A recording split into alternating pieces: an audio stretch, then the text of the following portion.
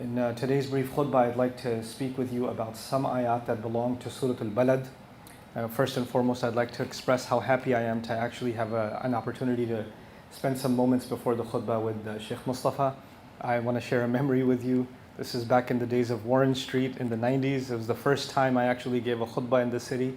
Actually, the first time was on 43rd in the UN. And then I was asked to give a khutbah here. And I was extremely nervous. I was 19 years old, and the person who calmed my nerves was him. And he said, it's going to be okay. But he didn't realize the reason I was nervous was because he was there. Because I used to come listen to his khutbahs all the time, and you had to come very early to attend his khutbahs because otherwise you'd be praying on the street. So I used to come extra early to listen to him, and may Allah reward him for all the work that he's done and all the service that he's given to this community and the dedication that he has. Allah preserve him and his health and give the best to him and his family. I'd also like to start by acknowledging and making dua for all of those that have spent so much of their life savings and have made the journey to Hajj this year. That is not an easy journey to make, not financially, not emotionally, not physically. Many of them that are older in age, that Allah did not give them a chance to go their entire life, are going for the first time. Many are waiting for many, many years. And it's actually relatively easier for people in the United States to even go to Hajj relatively, but there are other places in the world where you don't get enough visas and people have to wait 20, 30 years before they can get a chance, and they have to get in the waiting list when they're maybe 15, 16 years old, and they won't get a chance until they're 45, 50 years old to be able to go, and that's a reality for people in the world. So those that Allah has given the opportunity to go, may Allah Azza wa Jal make that a means of forgiveness for them, that all of their sins are forgiven and they have a fresh start when they come back. And Allah bring them back home to their families safely and with a renewed sense of iman and commitment to Allah Azza wa Jal and this beautiful deen of Ibrahim alayhi salam. So what I wanted to talk to you about today is a really powerful expression in the Quran. Very short surahs in the Quran, they say many things, but they say them in very few words. And Surah Al-Balad is an example of that. At the end of Surah Al-Balad, Allah Azza wa Jal describes a person who did not believe. But instead of saying ma aman, he didn't believe, Allah describes not the belief, but the result of that belief. So sometimes I want you and I to think about iman, our faith, as a seed. And that seed gives rise to a plant. What you see above the ground is the plant, and what is under the ground is the seed. So now Allah is talking about what plant never came out because the iman wasn't there, the seed wasn't there, therefore the plant never emerged. Now what is it that should be the fruit or the plant, the flower that buds from this iman? That's what Allah is talking about here by way of an imagery. And the imagery, you would think in other places in the Quran, this imagery, the result of iman, we would think should be worship. Right? The result of iman should be, for example, فَلَا صَدَّقَ وَلَا صَلَّى. Right? So he didn't accept the truth, he didn't pray. Worshipping Allah, refining your commitment to Allah Azza wa Jal, removing all elements of shirk from your heart, having complete reliance on Allah. Those are all manifestations of iman. But here, the manifestation of iman is very different. Like Allah is highlighting a different dimension of what it means to be a believer, and He's criticizing the disbeliever. And you would think when Allah criticizes the disbeliever, He's going to criticize their shirk, their kufr, their heedlessness, their sins, and all of that stuff.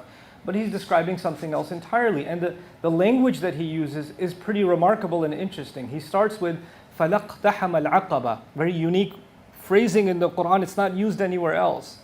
And this phrase is commonly in easy English translations, they'll say, and he did not scale or he did not climb up the hill.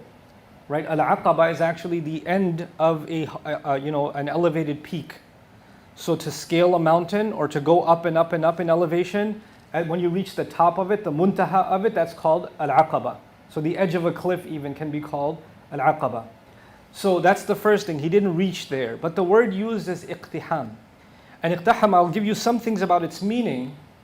It actually has to do with when you go and you enter into something difficult. Like if there's a narrow entrance and you barely squeeze in, that's actually called iqtiham.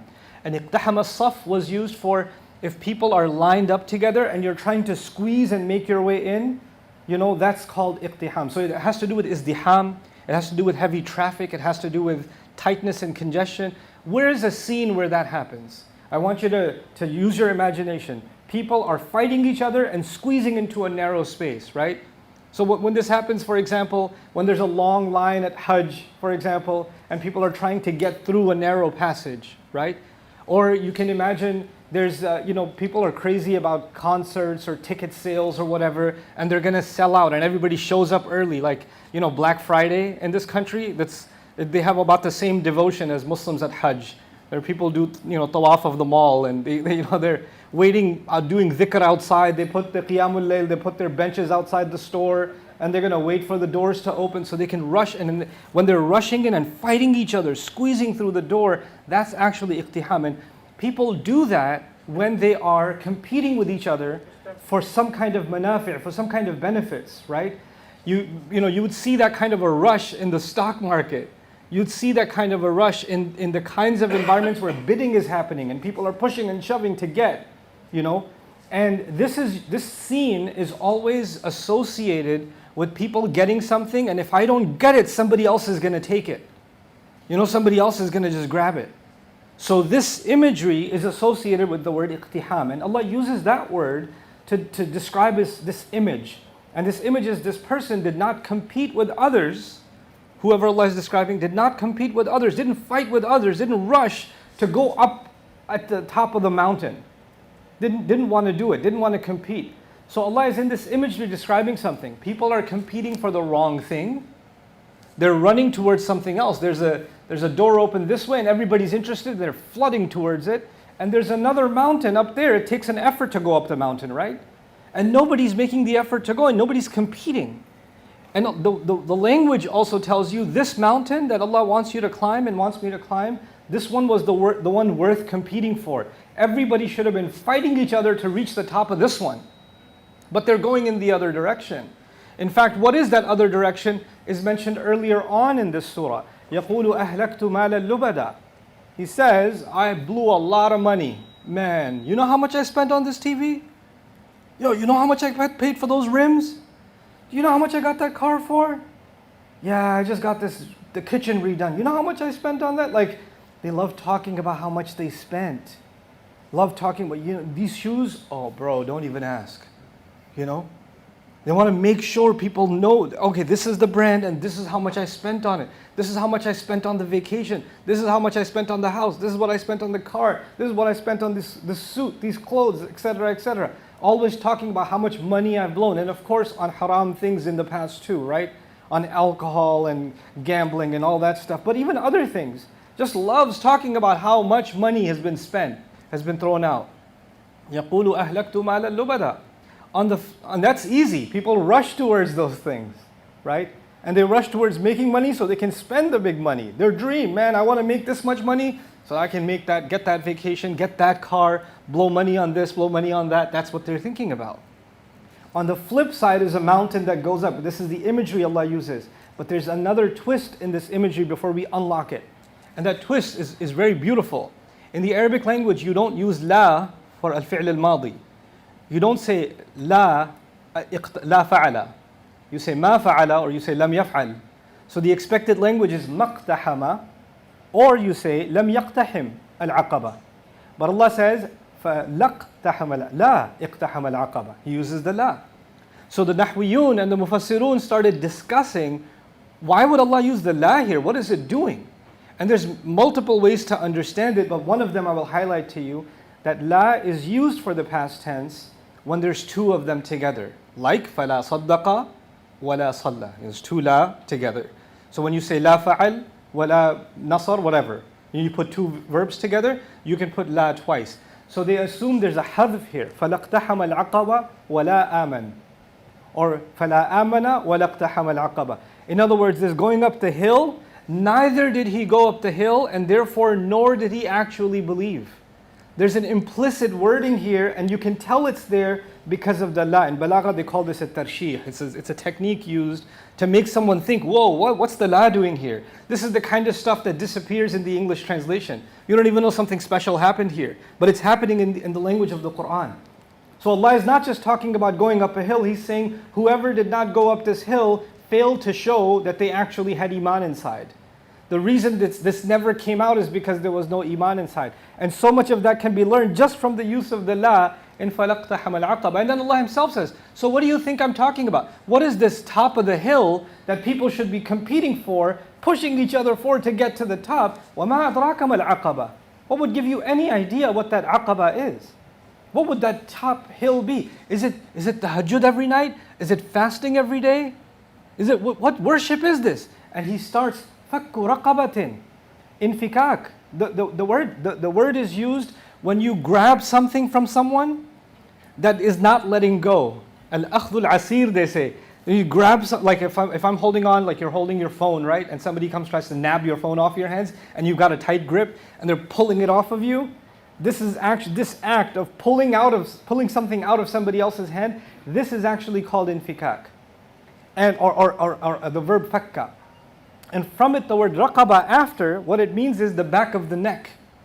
This was language used. Raqaba was used for slaves or prisoners of war because they used to put chains on the back of their neck, and they used to use the chain to pull on them, right? Prisoners of war. And then it started getting used for people that are buried under debt because their necks are hanging down. And when you pay somebody's debt off, you've released their neck so they can, in a sense, hold their head up high again. They can do that. And this became an expression, by and large, for anybody stuck in a difficult situation. What Allah is saying here is the first sign of climbing up the hill is people should have been looking for other people around them that are stuck in a really bad situation. Their neck is hanging low. They're enslaved. And ancient slavery used to be something else. Modern slavery comes with mortgages and credit cards and medical bills and insurance and absorbent tickets. Like you forgot to pay 25 cents in the meter and you got a $250 ticket. That's and the guy barely makes minimum wage, and there's already qat'u tariq on the tunnels and the tolls, right? They're already robbing you without you knowing it. And all of that is actually burying people into debt, burying them in difficulty. They're barely getting by. And to help someone, release someone from the choke around their neck, that's the first sign. People should have been competing, who can I help? And this is really important because when you and I live in a capitalist mindset, you know what that is? Look out for number one. You better save up because you got to get this car. You better save up because you have these plans. Why can't you just get that for? And even people around you, you're about to give somebody some charity, and a family member comes and says, "What? You don't have kids? We don't have to get a new fridge. We don't have to do this. Why are you spending on them?" No, but they're in trouble. Yeah, everybody's in trouble. Maybe tomorrow you'll be in trouble. You don't have to be so generous, okay? Somebody else can help them. They're not dying. It's okay. They'll survive, right? So, people will come, or maybe you'll tell yourself, it's okay, I don't have to help someone in difficulty because it's all right, they'll survive, it's okay. Instead, making excuses to not help someone, these are the people who would be fighting each other, who's going to get to help that person first. This is an uphill climb. It's not an easy thing to do. In fact, the imagery was used, like Ibn Ashur says in At-Tahrir wa Tanwir, he says this imagery was used because it requires a lot of mashaqqat al-nafs. It's really hard on a person to get to the point where the way they're competing for things they enjoy, they're competing for giving somebody help. They're leaping at the opportunity to help somebody. This is a sign of iman. فَكُّ رَقَبَةٍ أَوْ إِطْعَامٌ فِي يَوْمٍ ذِي مَسْغَبَةٍ. Beautiful words, the first two. He says, or feeding, any kind of feeding. In a time when it's difficult, even for you it's difficult to even come up with a full meal. You take that half meal and you cut it into 2 quarters and you give one of those away. Like he says in another place in the Quran, وَيُؤْثِرُونَ عَلَىٰ أَنفُسِهِمْ وَلَوْ كَانَ بِهِمْ خَصَاصَةٌ. When he was talking about the Ansar, Allah said they give other people preference over themselves even when they're starving. So this is the second quality he mentions. Just give somebody something to eat. Give them a little bit. You're not going to make them rich, but if you can just share a little bit of help with somebody else. And notice he didn't even mention who. It's an open-ended thing. إطعام لمن? إطعام لمسكين, إطعام لذي القربى. He didn't mention. Why? Because there's an openness. You never know who's going to need help. People that could have been doing okay yesterday, And then COVID happened, somebody got sick, they lost their job, now they can't pay the rent. They don't look like beggars, they look like they did yesterday. They look totally normal. But if you can tell from the look on their faces, something is going on, something's wrong. You know, تعرفهم بسيماهم لا يسألون الناس إلحافا. You recognize those people by the look on their faces. They don't go around begging people. They're not standing outside holding a sign. Any money could help. They're not going to do that. They have dignity. So we have to recognize them. أو طعام في يوم ذي مسغبة. And then he adds, who are these people that you should be giving? The first one he mentioned is يتيما ذا مقربة, the orphan that is in close family relations. You know, you would think Allah would mention the hardest thing first. And you would think intuitively, helping your relatives is easy, right? The relatives come first. So you would think of your relatives first. But the reality of it is, it's actually a lot easier to give to a beggar on the street, someone you don't know. It's a lot harder to give inside your own family, because family comes with a lot of politics. Why did you give this one? Why didn't you give that one? So you want to give your side of the family. You don't want to give my side of the family. So you think they're worth it? And so you're going to hear a lot. So you're like, you know what? I'm just going to wire my money to a different continent. Y'all do whatever you want to do with that, but I'm not going to give my family. Because if I give something in my family, I'm going to have trouble from my in-laws, or I'm going to have trouble from my mother because I gave my father's side of the family, or I'm going to have trouble from my father because I gave to my mother's side of the family. And then of course inside family there's also feuds and fights. So when you have fights with somebody, you fought your uncle, you fought your cousin, whoever, right? Now that you fought them, it doesn't matter that they're yatim. I hate that guy, I'm not going to help him. Why would I help him? Remember what he said to me that other year? I still remember the insults at that wedding. I'm never going to help this guy. You hold a grudge. Because you know, the people you deal with the most are the people that agitate you the most. The people that you spend the most time with are the people that get on your nerves, get on my nerves the most. We can be friends until we go on a road trip. Then everything I do is going to annoy you, and everything you do is going to annoy me, because we spend more time with each other. Family spends a lot of time with each other. You know, for Eid, we're like, oh, Eid, the whole family is going to get together. 6 hours later, like, when are these people going home? I can't deal with this, because family is hard to deal with. That's difficult relationships. And inside of our families, there are people who need help. Even, doesn't matter how I feel about them. It doesn't matter if I like their personality or not. It doesn't matter what I feel about the previous fight that's carrying on for the last 20 years or the generations. None of that's important. This is a difficult thing to climb. You have to overcome your personal bias. You have to overcome your anxiety of what people are going to say. You have to overcome the pressure maybe inside your own family. I have to come over that pressure in my own family and still help someone who I believe should be helped. Regardless of who's going to say what. This is yatiman dha maqraba. And then, so yatiman dha maqraba or miskinan dha matraba. Or even a miskin. And miskin is an interesting word. Arab linguists say that the word miskin actually is a combination. It comes from masaka and sakana together. So it's maskana. It's actually thulathi and thulathi together become ruba'i. So what this means is someone who's stuck in a situation and they can't get out of that situation.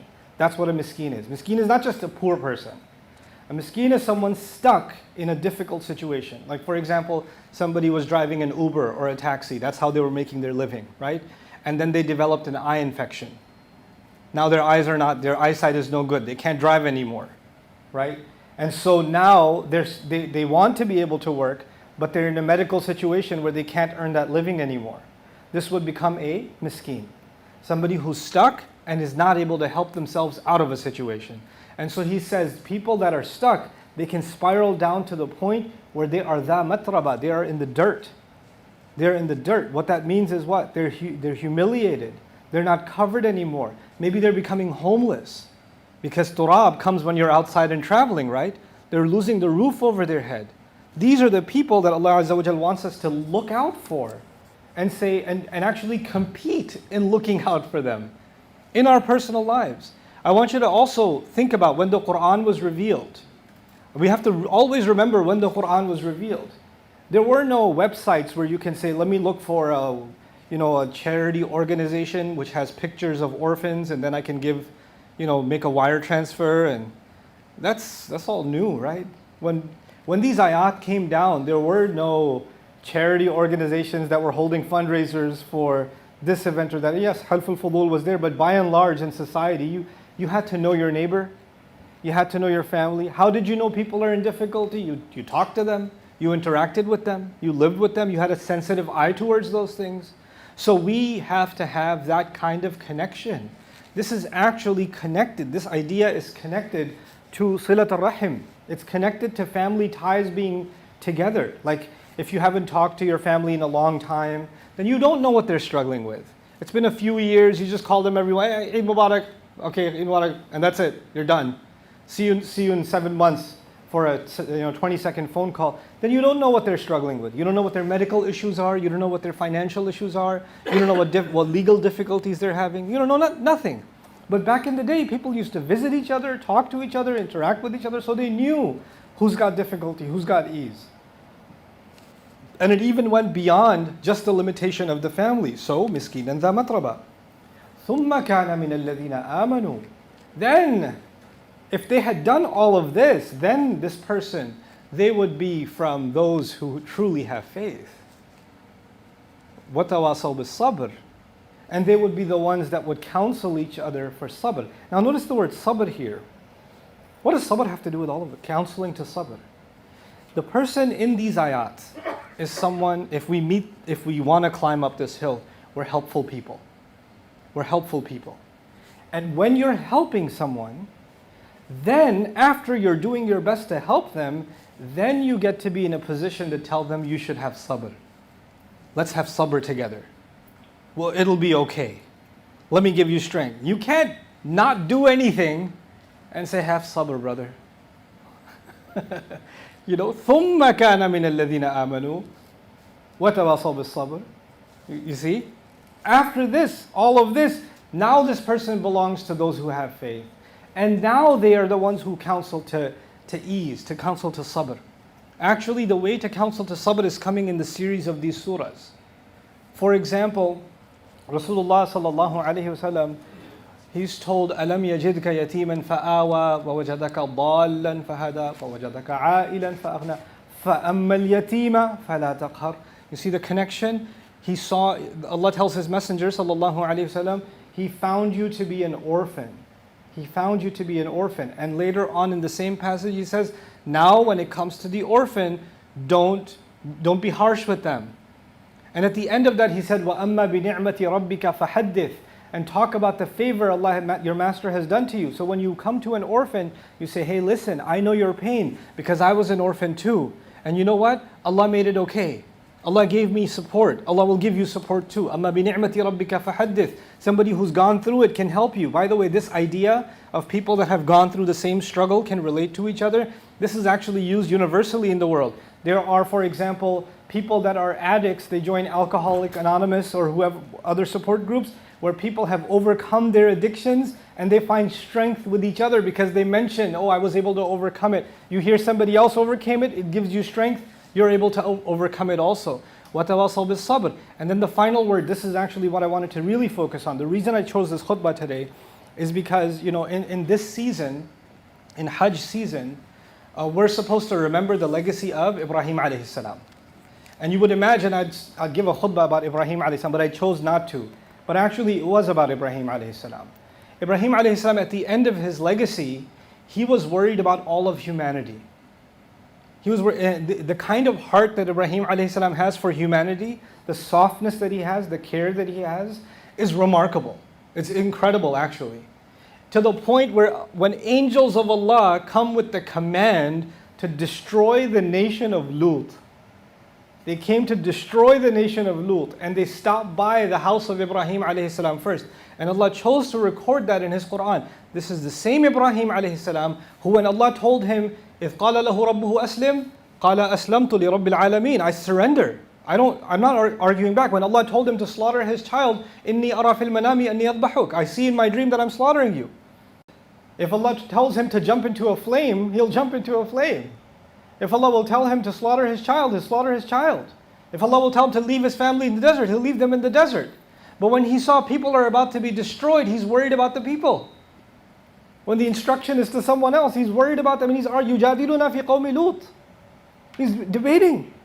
He wants them to be forgiven somehow. Can there be some people who believe among them? Can they be spared in some possible way? Is that at all possible? This is Ibrahim alayhi salam. If you study his du'as, if you study his prayers in the Quran, he's praying for all of humanity. فَجْعَلْ أَفْئِدَةً مِنَ النَّاسِ تَهْوِي إِلَيْهِمْ. He's referring to an-nas, all of humanity. And so believers in these ayat, what are they supposed to be? After ثُمَّ كَانَ مِنَ الَّذِينَ آمَنُوا وَتَوَاصَوْا بِالصَّبْرِ. It's as if those two things come together, and the climax of it all, the muntaha of it all, the aqaba of it all is actually وَتَوَاصَوْا بِالْمَرْحَمَةِ. That's the peak of it. That's the top of this peak. And which is what? They counsel each other with and to al-marhama. Marhama comes from the word rahma. Love, care, consideration. Like, I lived in this city, so I know. Look out for number one is the way to go. Even when you drive, you're cutting somebody in, because if you don't, somebody else will. When you're getting into the subway, you're going to push yourself in. Everything is about you. You better watch out. Everything's about protecting yourself and yourself. And you know what that does? Over time, it makes a person jaded, so they don't see the difficulty of anybody else. I can't care about that.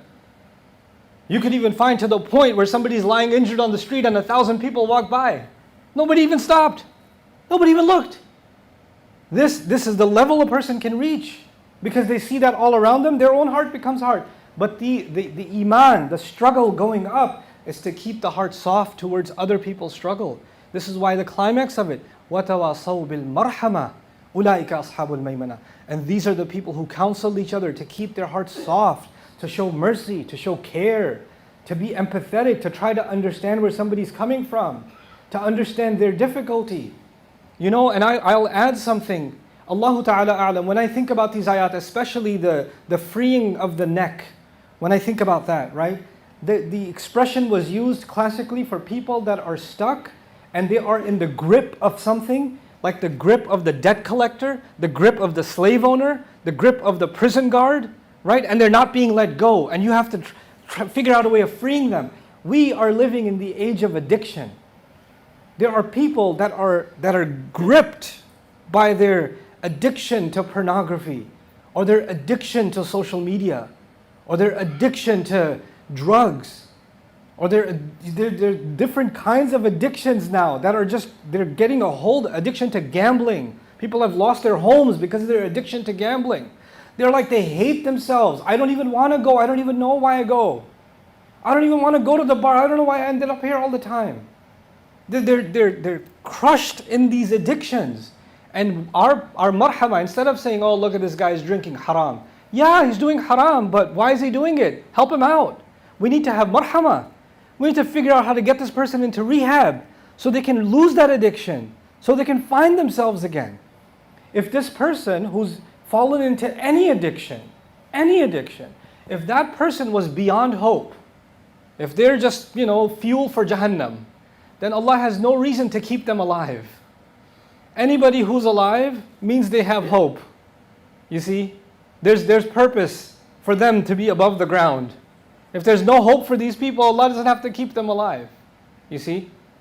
Allah even says, لَوْ تَزَيَّلُوا مِنْهُمْ لَعَذَّبْنَا الَّذِينَ كَفَرُوا مِنْهُمْ عَذَابًا أَلِيمًا. In Surah Al-Fath, He said, if the believers, those who have hope in Makkah, were completely separated from those who are hopeless cases, then we would have annihilated those who disbelieve. We would have annihilated them. Allah didn't even annihilate Fir'aun. He told Musa alayhi salam, go, maybe he'll turn around. لَعَلَّهُ يَذَّكَّرَ وَيَخْشَى. He told him that. So we part of marhama is not giving up on somebody. Part of marhama is not just labeling somebody and saying they're done. That's it. This guy, oh, you don't know.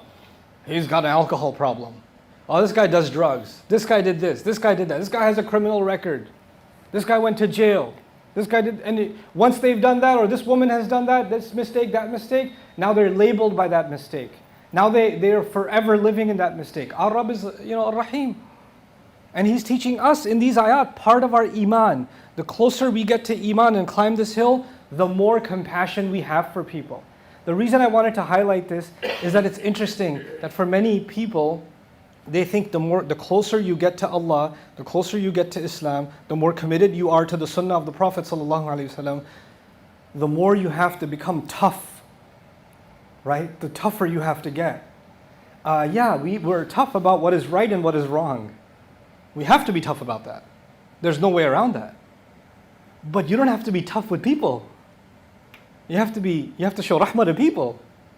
And you have to understand what you can do to help them, to get them up, to pull them out from their difficulty. And that's what these ayat are about. That's a difficult hill to climb. Because it's much easier, it's way easier to just pass judgment on someone and let them go. قُلْ يَا أَيُّهَا الْكَافِرُونَ لَا أَعْبُدُ مَا تَعْبُدُونَ. Right? That's much easier. Just use that and just, I'm done. أَقَمْتُ الْحُجَّةَ عَلَيْهِ. So I established my hujjah on this person. I gave them my amr bil ma'roof and nahi anil munkar. I slapped them across the face with some ma'roof, and now I'm done. Now it's between them and Allah. No, we have to care. We have to genuinely care. May Allah Azza wa Jal make us people of marhama, like was envisioned by our father Ibrahim alayhi salam. And may Allah Azza wa Jal once again accept the hajj of all of the hujjaj and an early Eid Mubarak to all of you. Barakallahu li wa lakum fil Qur'an al-Hakim wa nafa'ani wa iyyakum bil ayati wa dhikr al-Hakim.